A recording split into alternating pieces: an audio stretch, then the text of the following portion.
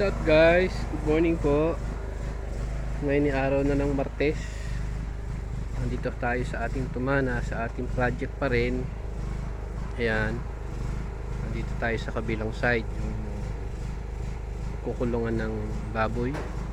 Kaya lang, yung ating manggagawa dito sa kulungan ng baboy ay hindi pumasok.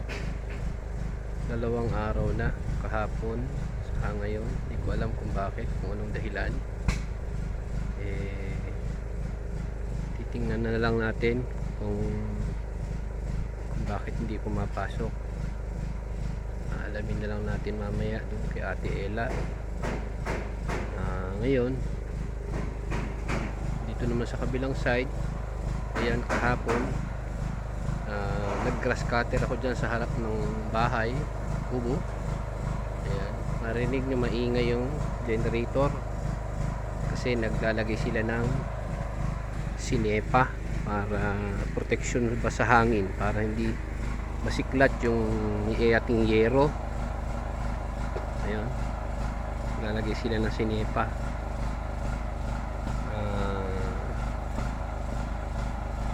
Konting-konti na lang po siguro, mayayari na rin tayo. Yan namang kusina ay konti na lang din yan, bububungan na lang yan, ganyan na lang po siguro kataas yan. Tapos yung CR, ayan, tapos bakod, tapos yung CR uli na isa, ayun. Yung swimming pool natin o yung istaka ng tubig ay okay na, na pinturahan ko na siya. At ayun, konting-konti na lang, maka hanggang next week o itong week na to, saka sa susunod na linggo ay almost finish na. At dito magbabakod na lang tayo. At kami na lang ni Arnel ang magbabakod nito, yung maglalagay na cyclone sa kanong alambre. Tapos ito sa kulungan ng baboy ay malalaman natin, saka yung sa pispan, yung ating pispan, ayan, mayroon nahukay naman na. Pang isang araw lang naman to kung tutuusin, dahil mababa lang naman po ito, isang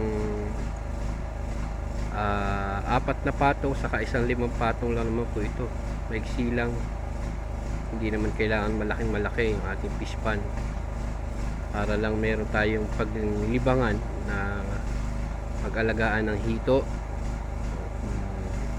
Ngayon natin kung matututo tayo mag-alaga ng hito. Pagka tayo natuto, medyo dadugtungan na lang natin din sa gawin na yan. Tingnan na lang natin kung ano pang magiging kinalabasan ng ating gagawing pag-aalaga ng hito. Kung nakaya natin, di kakaririn natin yung pag-aalaga ng hito dito naman sa baboy. At yun nga po, yung native ang aalagaan natin dito, yung itim. Pagka yun din kinaya natin at kaya natin yung i-source ng pagkain niya, ay tutuloy-tuloy din natin. Yun lang. So yan lang muna po ang ating kaganapan ngayon dito sa ating tumana, na naglalagay sila ng sinepa. Ayun, sana matapos na tayo para tayo makamove on na. Ako inip na po dito sa ating tumana, na sana matapos na para tayo ay makapagsimula na ng ating gagawing project dito. At lumalakad ang panahon ay wala tayo nasisimulan pa, dahil nga po sa hindi pa tayo matapos-tapos. Kaya sana ay pagkaloob na mayari na tayo itong linggong to o sa susunod na linggo. So yun lang po guys, maraming salamat at isang magandang umaga po sa ating lahat. At kung bago lang po kayo sa aming channel, ay paki-like na lang din po at subscribe na rin para makatulong po kayo sa aking channel. At lagi po kayong mag-antabay sa mga bago ko po dito sa aking tumana. Sa muli po, maraming salamat at isang magandang araw po sa ating lahat. Ingat! Bye-bye!